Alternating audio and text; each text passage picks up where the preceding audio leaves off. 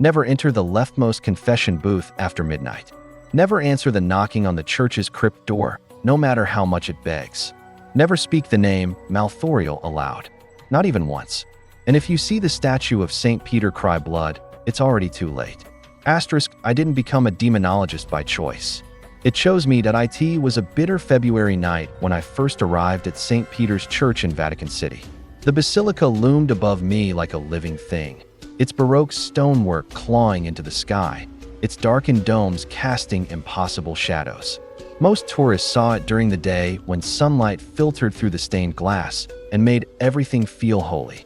I was called after hours, when the sacred walls whispered unholy truths that I clutched the letter that summoned me here. A Vatican, seal pressed into black wax, edges burnt and smeared with something that looked like blood. It contained no greeting, no explanation, only 6 Latin words: Custos Inferni, incite ministerium tuae. Warden of Hell, begin your duty. The doors groaned open as I approached, revealing a long, empty nave. The usual scent of incense was gone, replaced by something colder, metallic, damp. I stepped in, boots echoing on ancient marble. Behind the altar, a tall man waited, robed in crimson vestments, face obscured by a hood. He didn't introduce himself, just handed me a list of rules. 7 rules, handwritten in smudged ink. I remember every one. 1. Never enter the leftmost confession booth after midnight. 2. If someone asks for Father Aurelius, deny he ever existed. 3. At 3:33 a.m., ring the Sanctus bell 3 times. Only 3. 4. Do not speak Latin backwards, even as a joke. 5. If the crucifix turns upside down, leave immediately. 6. Never go into the crypt without permission. 7. Under no circumstance should you say the name Malthoriel.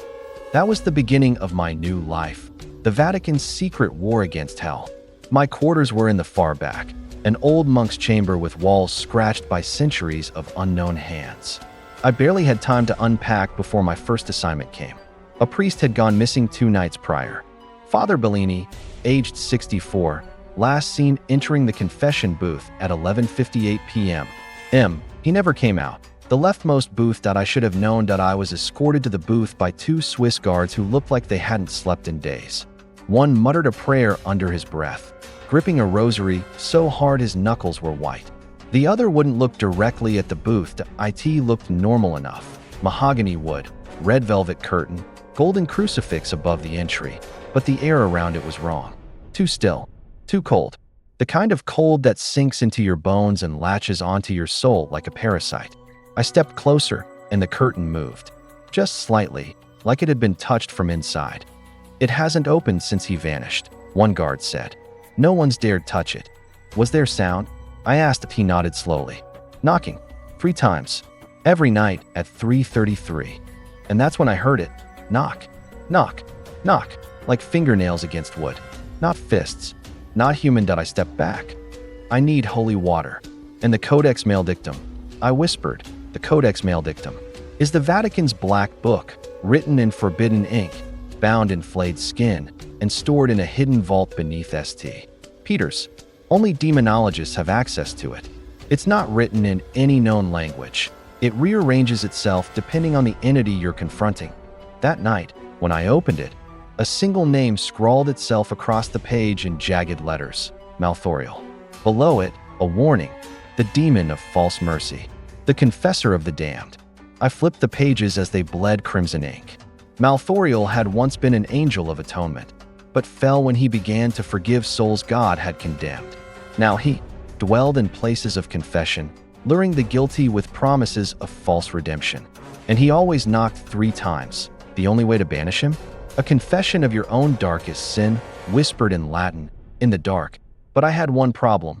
I wasn't sure I had a darkest sin. Or maybe I just didn't want to admit it at 3:30 a.m. I returned to the booth alone. The nave was silent. Even the candle flames were motionless. The air hung thick with dread that I slid the curtain aside and stepped inside the leftmost booth. It felt wrong, as if gravity twisted inside. Time slowed. I Saturday across from me, darkness. The lattice window separating confessor from penitent was cracked. The space beyond looked impossibly black.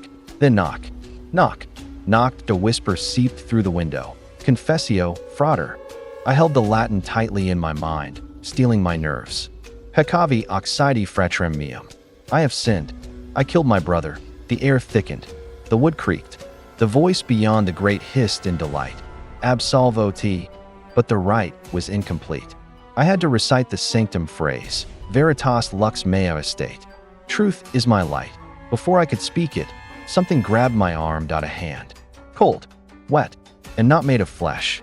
It yanked. I screamed. And then, I was outside the booth, on the marble floor, coughing up black fluid. The booth door was wide open. Inside it, empty, but on the seat lay a blood-stained collar. Father Bellini's. They say I was unconscious for 7 minutes. When I came to, the guards told me the booth burned from the inside out. No one could explain how. The Vatican sealed it off the next day.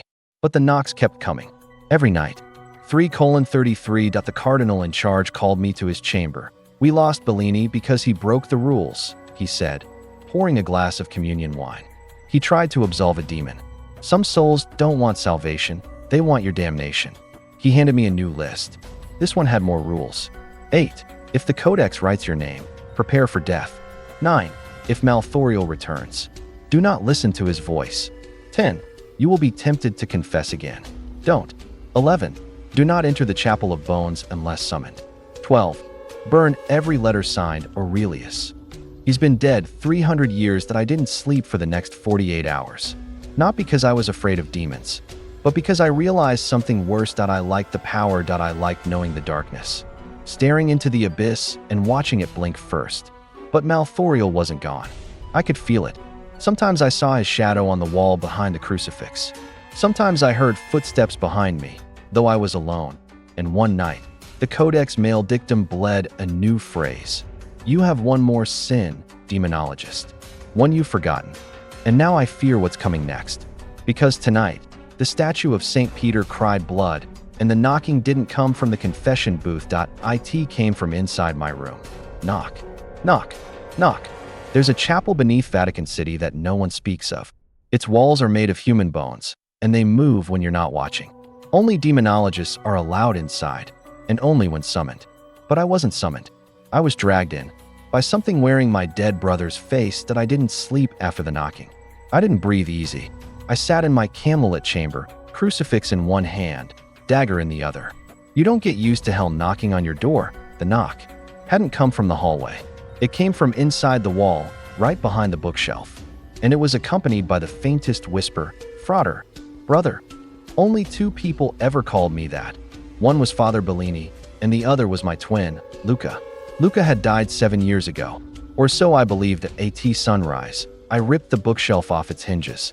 Behind it, a narrow stone tunnel gaped open, like a dry throat, dripping black ichor from the ceiling. I knew right then where it led. The ossuarium. The Chapel of Bones, a hidden place under Vatican ground, older than even St. Peter's Basilica itself. Rumors whispered of walls lined with femurs, skulls stacked like bricks, and altars built from the bones of sinners who had confessed lies. The kind of place that remembers the dead and speaks through them. Rule number 11. Do not enter the Chapel of Bones unless summoned. But I hadn't entered. It had come to me. I followed the tunnel. My crucifix glowed faintly, enchanted silver, wrapped in iron, humming against my palm. I whispered Psalm 23 under my breath, each verse echoing off the tunnel walls like the voice of a frightened choir. Even though I walked through the valley of the shadow of death, the air grew colder and heavier until I stepped into an open chamber lit by candles that had no flame, just heatless, flickering orbs hovering over piles of skeletal remains, bones. Thousands of them, arranged with horrifying precision. Femurs made up the walls, rib cages arched like ceilings, skulls embedded like mosaic tiles staring in every direction. Then I saw an altar made entirely of child bones, tiny vertebrae stacked to form steps, crowned by a golden chalice pulsing with thick, dark liquid that I wanted to run. Then the voice came, not a whisper, not a groan, a voice inside me. Frater, confess again. I dropped to my knees, while rising in my throat. The air swam like thick water. My crucifix burned against my chest, blistering skin. I knew what this was. Malthorial, he hadn't left. He had only moved deeper. I back toward the tunnel, but something blocked it. Luca. Or something wearing Luca's face. He looked exactly like I remembered him the day he died. Blood dripping down his temple. Blue lips. Hollow eyes. Except now, those eyes were black. Endless. Inside them I saw screaming faces. Thousands. Why? Didn't you save me, brother? He asked, voice like cracking glass that I couldn't speak. My throat was frozen. You were too busy playing priest, the thing spat. Too busy learning rituals. Not family. Not blood. You let me drown in that lake. I dropped to my knees. I tried. I swear to God. I tried to reach you. You swore to God? It laughed bitterly. Then where was he when I was? Clawing for air? No, brother. It wasn't God that heard me. It was someone else. He stepped closer. His hands melted into claws. His breath reeked of sulfur. It was Malthorial. And he forgave me. He gave me new purpose. The walls groaned. Bones shifted. The altar pulsed. Luca's eyes rolled back, and his mouth opened wider. Wider than any human jaw should. From within, I heard voices. Screaming in Latin. Words that shouldn't exist. Aprite infernum. Sanguinum offerimus. Open hell. We offer blood. The ritual was beginning. Malthorial wasn't just possessing individuals anymore. He was trying to breach the gate. Use the chapel to drag the Vatican down into hell itself. And I was the final key. I ran.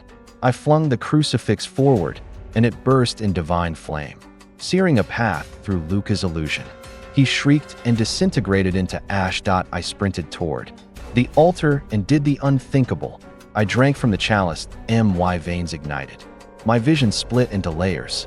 I saw angels screaming, demons kneeling, time folding in on itself. I was no longer in the ossuary. I was standing at the gates of hell. Behind them stood Malthorial, not as a shadow, not as a whisper, but as a fallen angel, a towering figure with burnt wings, skeletal hands, and a face made of 100 shifting mouths, all speaking in tongues.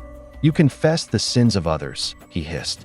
But will you confess your own final sin? He extended a hand. Say it, and I shall spare them all. I saw visions, St. Peter's Basilica in flames, cardinals flayed alive, nuns crawling on ceilings with black eyes. The world would fall if I refused, but if I confessed, I would belong to him. That's when I remembered rule number 10, do not confess again. I smiled, and I lied. I said, my final sin is that I still have faith. Malthorial screamed, and the gate slammed shut. I woke up in the chapel, alone. The altar was gone. The bones were silent. And the crucifix? It had melted into a pool of silver around my neck. The Codex Maledictum now bore a single phrase in red. He is not finished. Later that day, the cardinal summoned me again. You survived the chapel of bones, he said, eyes wide with fear. No one has ever come out unchanged. He handed me a scroll. A new list. 13. If you dream of wings, cut your hair before sunrise. 14. Do not stare at your reflection during holy water rites. 15. If you smell roses in the catacombs, you are being watched. 16. Never say amen alone. 17. The name Aurelius is not a name. It's a key. Burn every scroll that bears it. That night, I found a parchment under my door.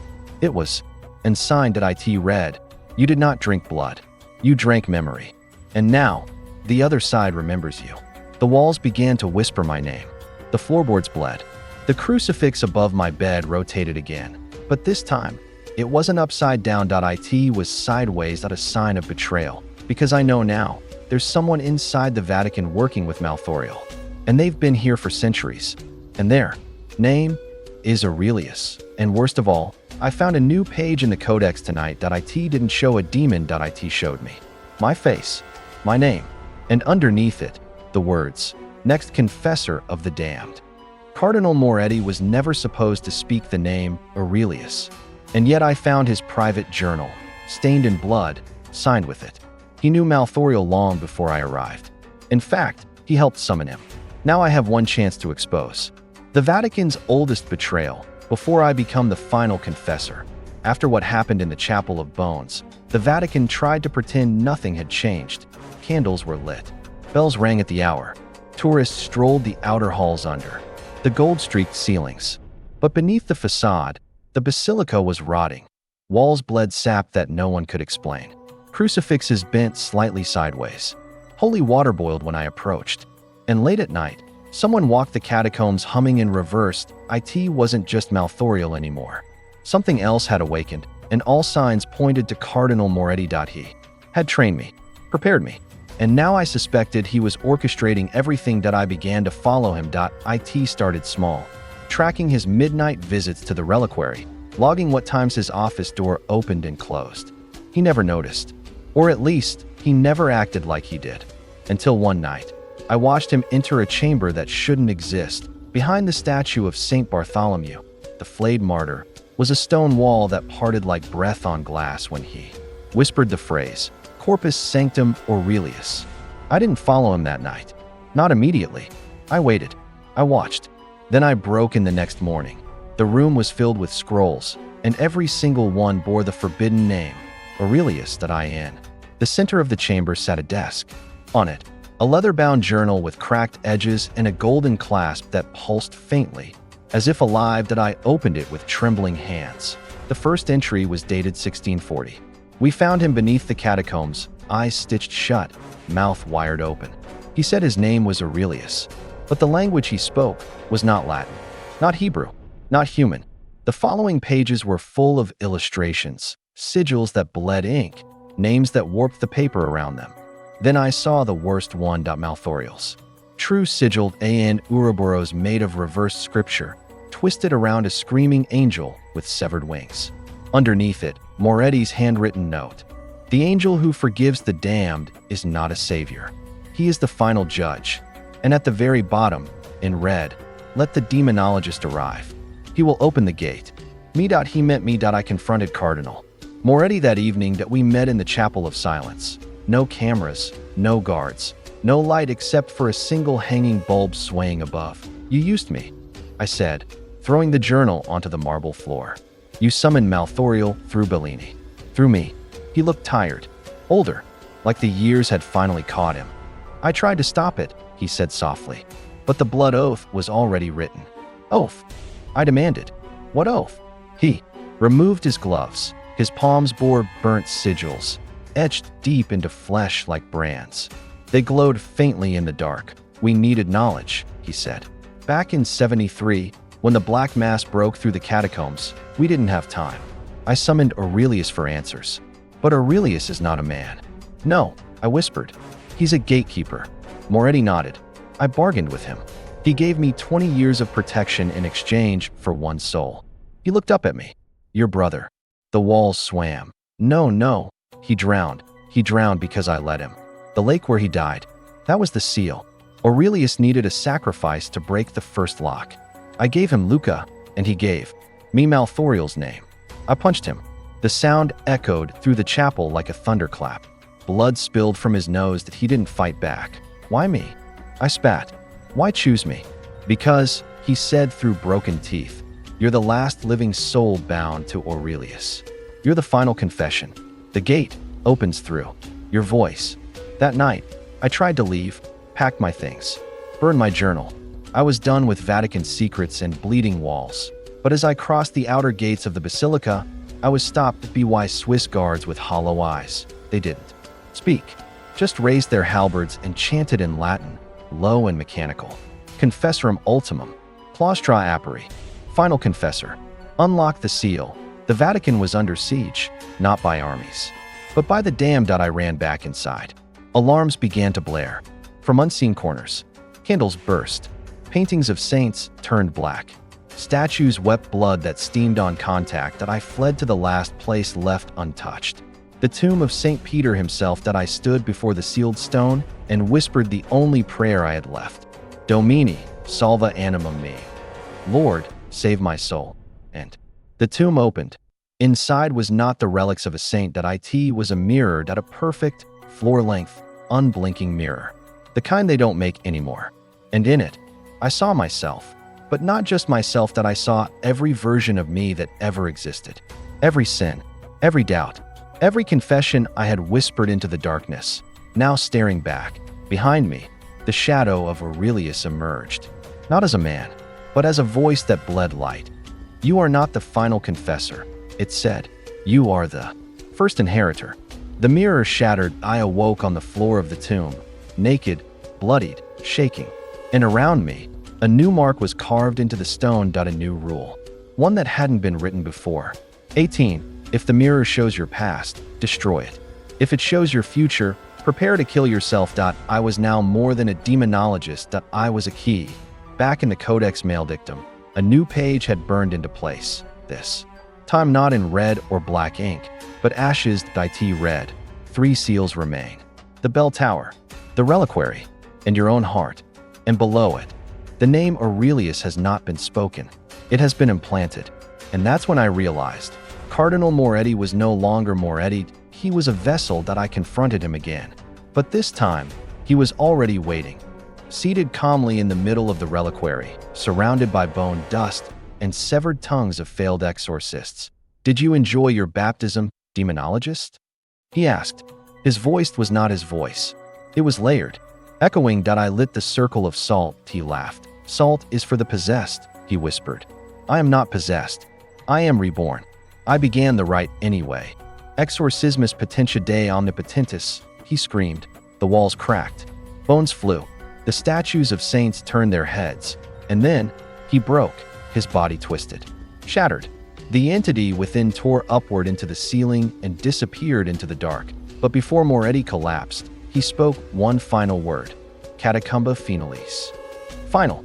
Catacomb.it was a place that didn't exist on any map. Not even in the Vatican's unholy archives. But I found it. Or rather, it found me. Through the cracks in the world, the statues began pointing at walls that weren't there before. My dreams. Blood symbols I had never learned.